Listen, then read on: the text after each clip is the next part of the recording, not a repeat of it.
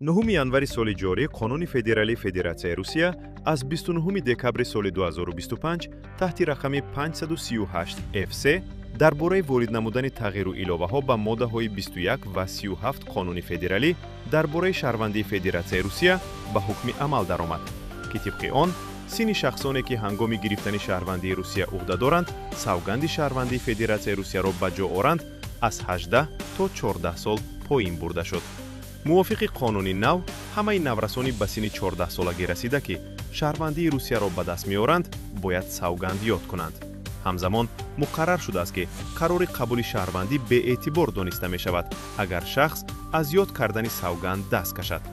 дар давоми 1 сол аз рӯзи қабули қарор барои ёд кардани он ҳозир нашавад ё дар ҳолати фавти довталаб савганд ба ҷо оварда нашавад.